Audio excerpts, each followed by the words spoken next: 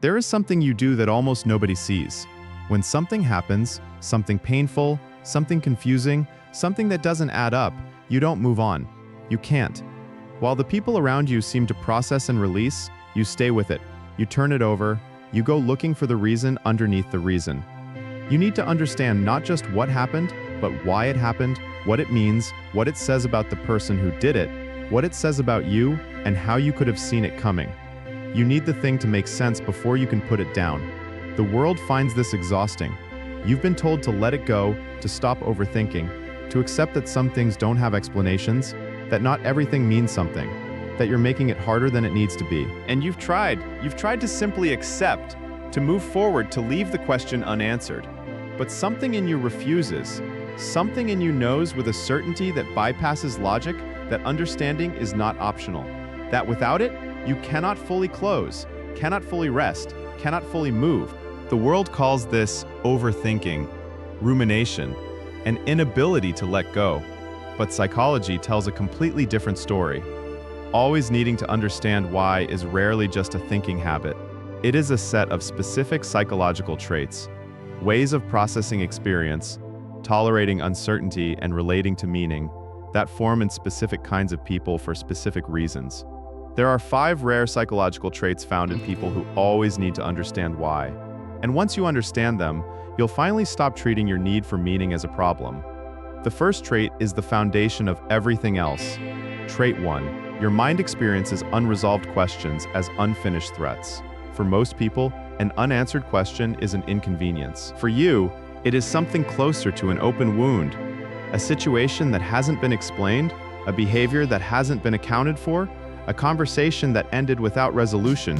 These don't sit quietly in the background. They stay active, they return, they occupy a portion of your attention continuously, like a background process that won't close until the gap has been filled. Psychology calls this cognitive closure sensitivity, the deep need for coherence between what has happened and what can be understood about why it happened. In practice, it means your mind doesn't experience ambiguity the way most minds do. Most people can hold an open question lightly, revisit it occasionally, and function normally in the meantime. Your mind experiences the open question as a kind of cognitive dissonance that requires resolution before it can fully release. This is not a flaw in your thinking. It is a mind that has learned at a very deep level that understanding is safety, that knowing why something happened is the only reliable way to know whether it might happen again. Trait 2. You have an unusually high sensitivity to patterns and an unusually low tolerance for things that break them. You don't just notice when something doesn't add up, you feel it. A story with a gap in it, a behavior that contradicts a previous one, a situation that looks fine but registers as something slightly off. These arrive in your body before your mind has finished processing them. A kind of low-level dissonance that hums beneath the surface of your attention until it's resolved or named. Psychology links this to what researchers call associative thinking, an unusually active capacity to find connections between pieces of information, to cross-reference experience continuously, and to notice when the current data doesn't match the established pattern. In simple terms, your brain is always quietly building a model of how things work, how people behave, how situations unfold, what the reliable sequences are, and when something violates that model, your system flags it immediately. You're not looking for problems. Your mind is doing what it was built to do: maintain coherence. The shadow side is real. A mind that flags every inconsistency is a mind that rarely fully rests. But the gift is precision. You catch things other people miss. You understand situations at a depth that takes most people years to reach. Trait 3. You process emotional experience through understanding rather than feeling alone. For most people, the path through a difficult experience is primarily emotional. You feel it, you express it, you release it, you move on. For you, that path runs through comprehension. You need to understand what happened before the feeling can fully process. Meaning is not separate from healing for you, it is the mechanism of it. Without the why, the feeling stays unresolved, not because you're avoiding it, but because your nervous system uses understanding as the tool through which emotion gets metabolized. Psychology calls this reflective processing, the tendency to engage with experience on multiple levels simultaneously, including the cognitive level of what it means and why it occurred. In practice, it means that being told to simply feel your feelings and let them go is, for you, almost neurologically impossible. Your feelings and your thinking are not separate channels. They run together, and the feeling doesn't complete its journey until the thinking has caught up with it. This is not a failure to cope. This is a different architecture for coping, one that requires meaning as an ingredient, not an optional addition. If this already feels uncomfortably accurate, if you've spent years being told that your need to understand is making things harder, this channel exists for people exactly like you. Subscribe if you want psychology that finally validates how your mind actually works, instead of asking you to work differently. Trait 4, you carry a deep and often unspoken need to prevent the same pain from happening again. This is the one that almost nobody names. Underneath the need to understand why is almost always a quieter need, the need to know how to protect yourself next time. The analysis isn't intellectual curiosity for its own sake. It is preparation. It is your mind doing the work of a nervous system that has learned, through experience, that pain that isn't understood tends to repeat itself. And repetition, for a mind like yours, is the thing that feels most unbearable. Psychology links this to hypervigilance, a state of heightened environmental and interpersonal monitoring that develops in nervous systems that have experienced unpredictability. In simple terms, your need to understand why is your mind's way of building a better map. If you can understand what led to the painful thing, you can recognize the early signs next time.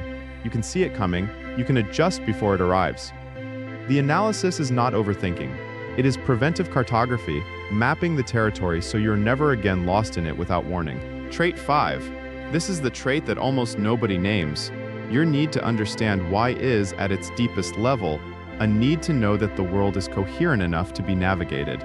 This is not about any single situation or any single unanswered question. It is about something more fundamental, the need to believe that experience is meaningful, that behavior has reasons, that causes produce effects in ways that can be understood and therefore anticipated.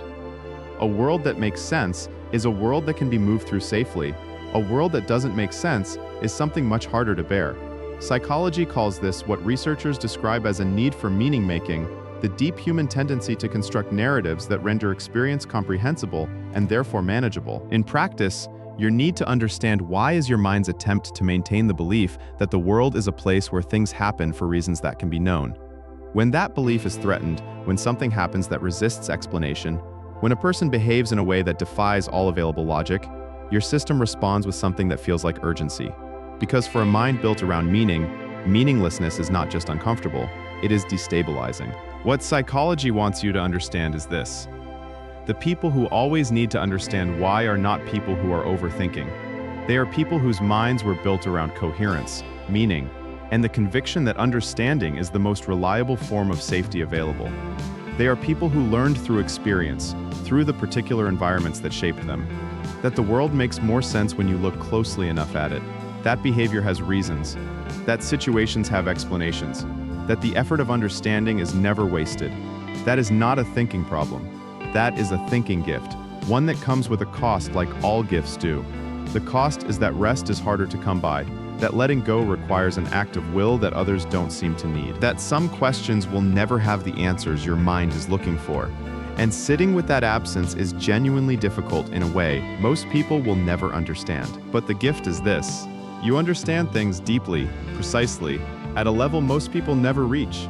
You understand people, why they do what they do, what drives them, what they're protecting, what they're afraid of. You understand situations, what's actually happening beneath the surface of what appears to be happening. You understand yourself more honestly, more completely, more courageously than most people ever attempt. You were never broken. You were built to make sense of things, and in a world that rarely explains itself, that is not a burden. That is a rare and necessary kind of mind. Which trait hit closest to home? Drop a number in the comments, subscribe, you're in the right place.